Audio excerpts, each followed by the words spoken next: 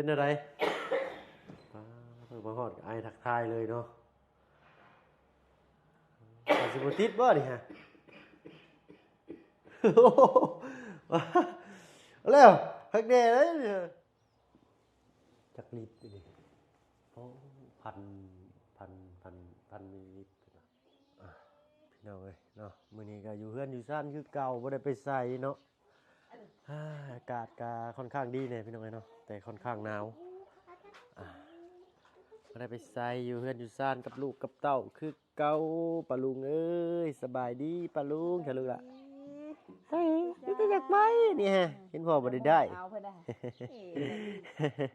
เพิ่นว่าอยากอุ้มเพิ่นบ่ให้ช้อนให้แลบลิ้นฮะบ่เอาเด้อยิ้มสิพ่อเนาะก็มาแต่สีขาวสีน้ำแล้วเมื่อกี้นี่พี่น้อยเนาะกินข้าวกินน้ำแล้วว่าสิไปเยี่ยมไปยามทางบ่าวบุญสารวัตรเพิ่นเนาะ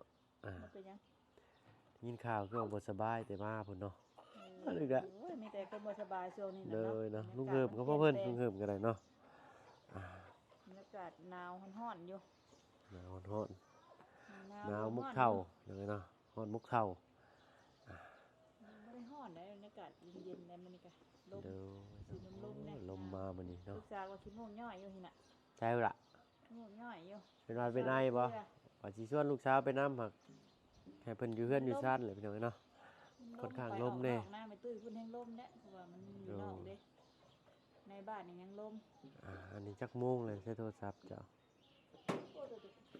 อันนี้ก็เป็นเฮือนของลุงเพิ่มเพิ่นพี่น้องเนาะ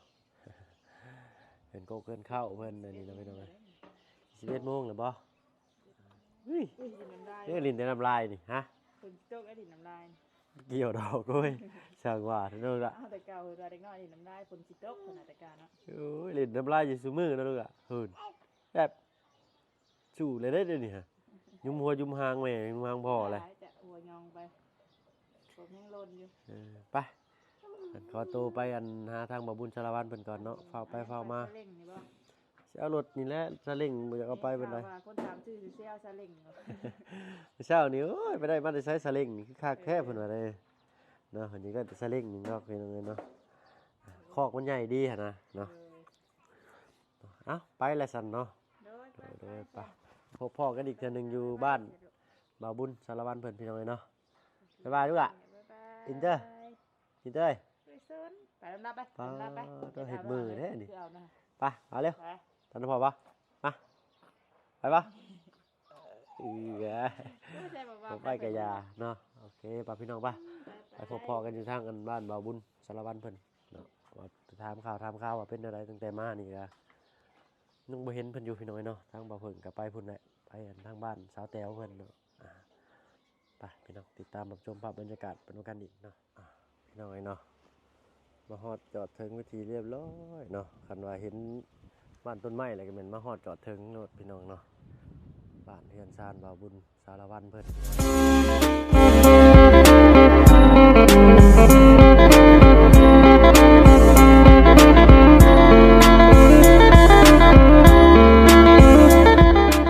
ทักทายสบายดีพ่อแม่พี่น้องสุขคนเนาะ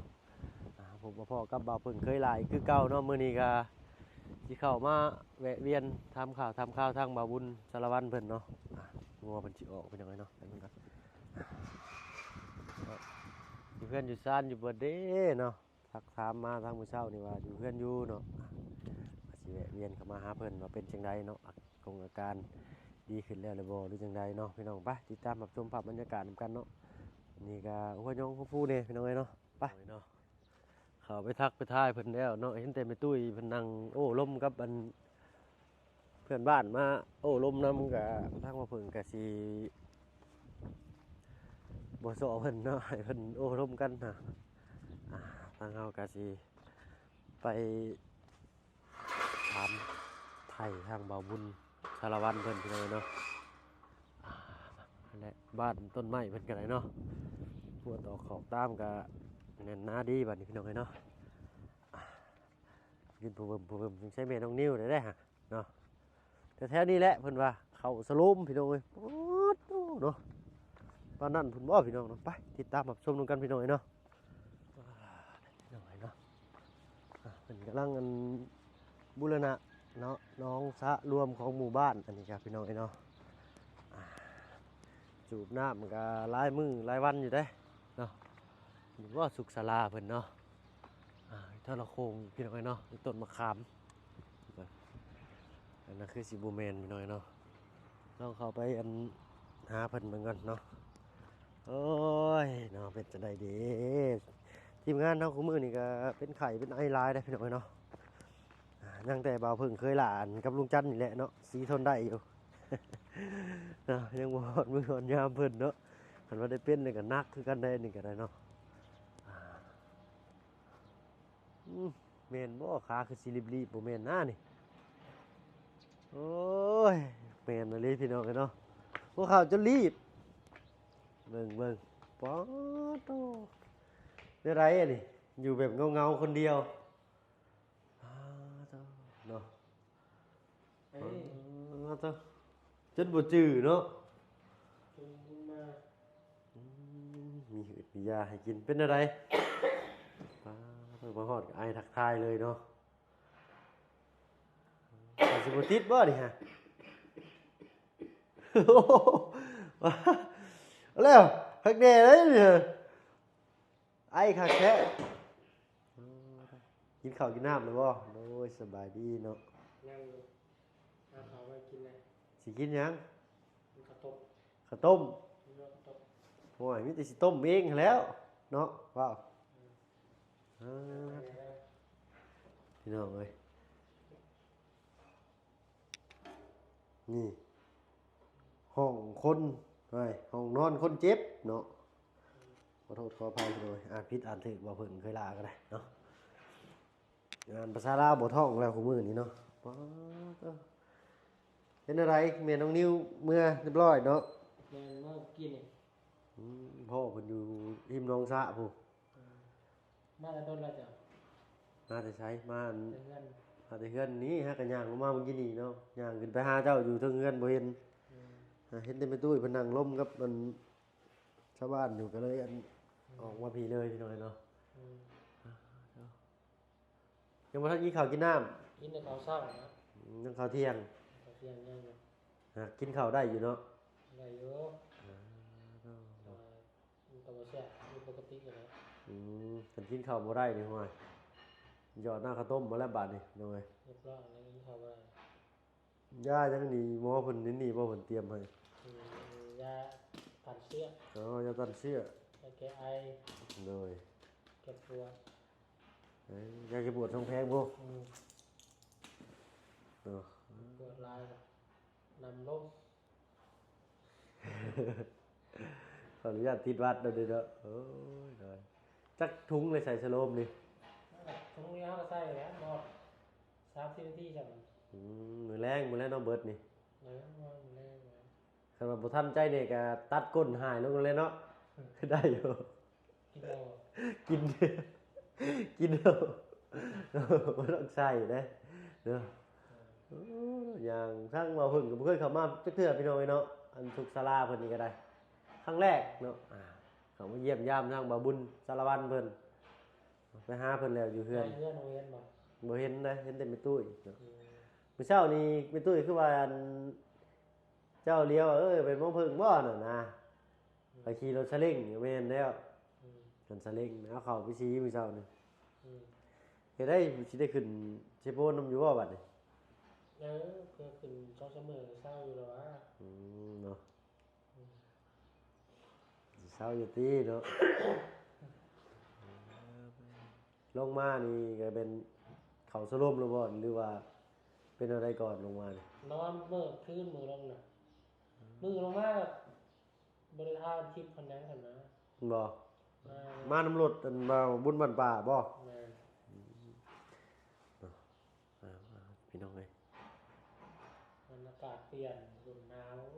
นาวแน่ร้อนแน่เนาะฝนตกแน่เนาะ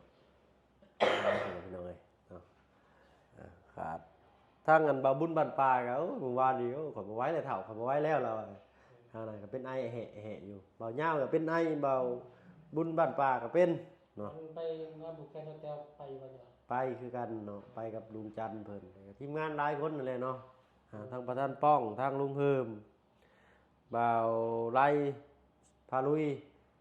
บ่าวลี่บ่าวเหย้าเนาะบ่าวเชียงลุงเฮิมไปน้ำลังกับประธานป้องเพิ่นพี่น้องเนาะกับอัน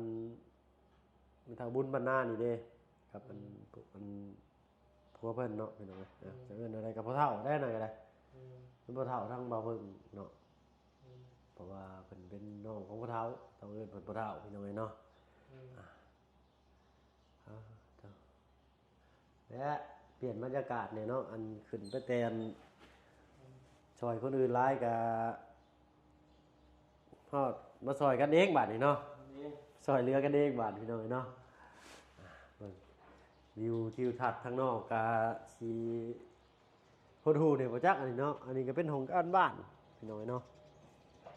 เป็นของการบ้านเนาะของการปกสเพิ่นเนาะอันนั้นก็เป็นโรงเรียนเนาะอันนี้เป็นเดินทุกศาลาบ้านพี่น้องเนาะอยู่หั่นก็มีเนาะอันนั้นก็จะเป็นอีกทุกศาลาหนึ่งแบบฉุกเฉินเลยตัวนั้นเนาะบรรยากาศก็หนาวๆอุ่นๆมกเท่าพี่น้องเนาะทางรอบข้างก็แห้งแล้งในช่วงนี้นี่แหละเนาะมีใบไม้เขียวเนี่ยหน่อยนึงเนาะ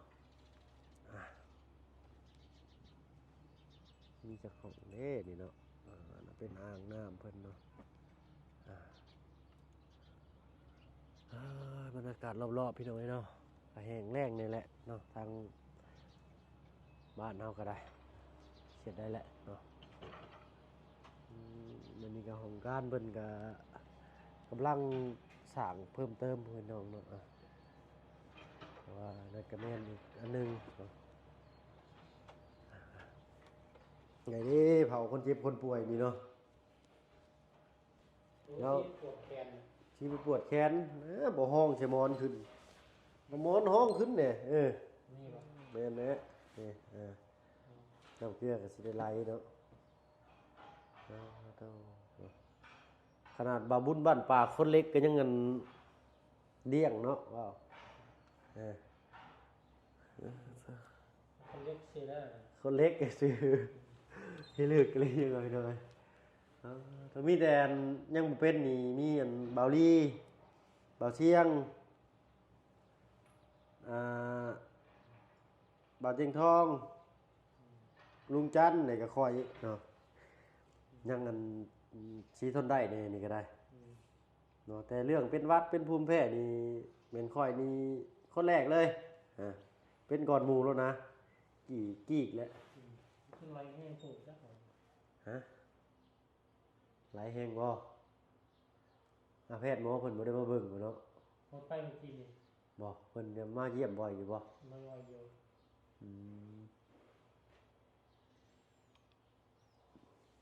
จักลิตรนี่โอ้พันมิลลิลิตรเพิ่นว่าพันเพิ่นเอิ้นได้บ่บุญบ่เพิ่นก็บ่ml เนาะพัน ml ประมาณลิตรนึงแล้วนี่อ๋อถ้ามันเข้าไปในเส้นเลือดแล้วเนาะลิตรนึงว่ะ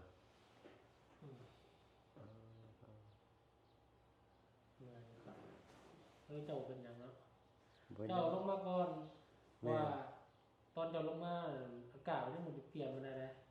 หนาวอยู่หักยังบ่เปลี่ยนไปได้มันมาฮอดบ้านมันหนาวกันเลยล่ะก็ได้ข่อยมาก่อนเจ้าจักมื้อเลยเนาะมื้อนึงเนาะ2มื้อบ่เจ้าขึ้นกันนำน้องแพนเพิ่น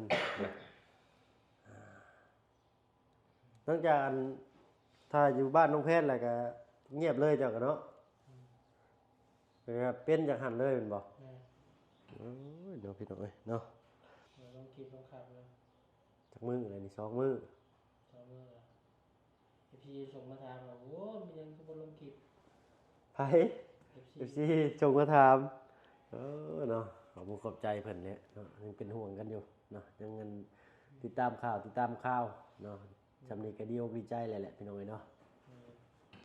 วานนี่ก็ไปถ่ายทำไอ้วาดเนาะกับแม่น้อยชื่อวาดเพิ่นชื่อวาดเนี่ยเนาะเป็น พิ่นที่ชั้นนะบ่าวบุญอยู่ในซิโนนี่ได้แต่ทางเข้าไปก็ลึกลับอยู่เนาะบ่เพิ่นเข้าไปถ่ายครั้งแรกพี่น้องเนาะเพิ่นก็มีสมทบเลยแหละเนาะแต่ว่าทางบ่เพิ่นนี่ก็ยังบ่ทันมีเนาะทางบ่บุญบัดป่าเข้าไปเมื่อวานกับทางลุงจันทร์เนาะมี3คนเข้าไปเมื่อวานนี่มีลุงจันทร์บ่บุญบัดป่าเลยก็บ่เพิ่นเคยล่าเนาะแต่ทางมันบ่เชียงเพิ่นนี่มีสมทบแล้วเนาะเพิ่นอยากได้ที่ดินพี่น้องเนาะแต่ทางเราก็ยังบ่ทันมีสมทบให้เพิ่นแต่ว่ามีก็แจ้งข่าวกับทีมงานเฮาเนาะพอได้สมทบกันก็สร้างน้ำเพิ่นก็เราวัดสั้นๆอยู่นะย่านแบบเพิ่นตกเพิ่นยังลงไปนะย่านอยู่พี่น้องเนาะยุ่งบ่กินบ่ว่าแล้วมีที่อยู่ เพิ่นบ่มีผ้าให้พวกบ่เนาะให้ให้มีว่าให้มีเนื้อมาเอาบ่ว่าสิขี่รถจักรลงมาอยู่อีกคือสิไปไวมาไวอยู่เนาะย่าง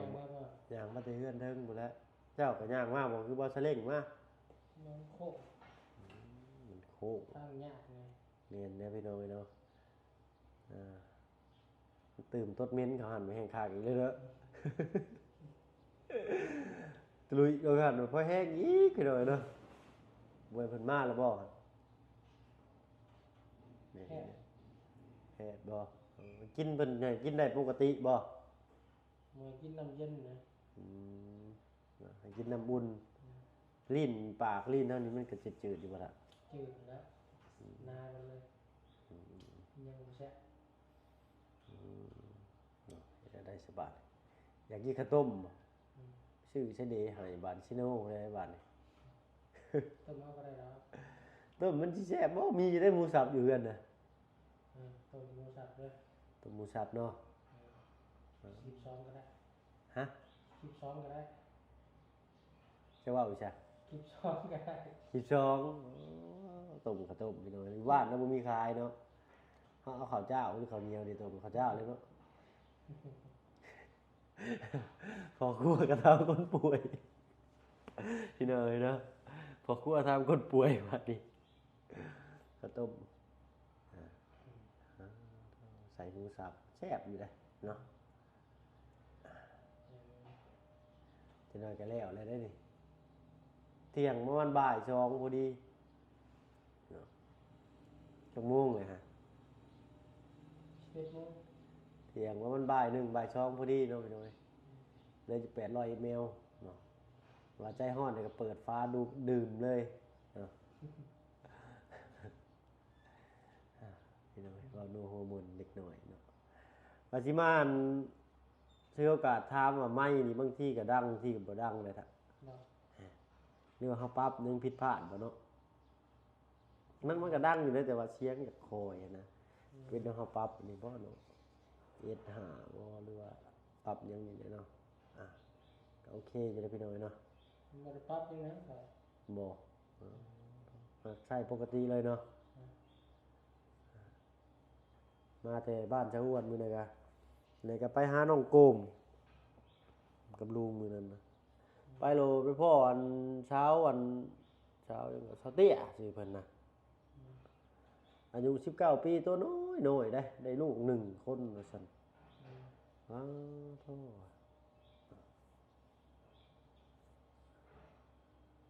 เฮ็ดได้ละบาดให้เรารับเรานอนพี่น้องเนาะทางเฮาก็สิและข้าวต้มกินบ้างนะฮะเขาต่อข้าวต้มมาให้เพิ่นก่อนพี่น้องเนาะข้าวต้มชาบูชับเนาะเฮ็ดได้แน่แบบใช่จืดก็ได้แล้วจืดเดี๋ยวเอาแบบร้อนๆจืดเนาะโอเคเนาะเนาะต้องทำสูตรจากคนป่วยพี่น้องเนาะขอควรทำสูตรจากคนป่วยสำหรับคลิปนี้ก็มาเยี่ยมมายามซื่อเนาะเดี๋ยวมื้อหาข้าวหาน้ำให้เพิ่นกินก่อนโดยไปแล้วบาดนี้เนาะพี่น้องเนาะไปพูดมืดฟ้ามืดฝนมาเลยเนาะทั้งแม่พี่เนอร์ก็เมื่อผ้าห่มมาปกให้ก็จักได้หรือบ่เนาะ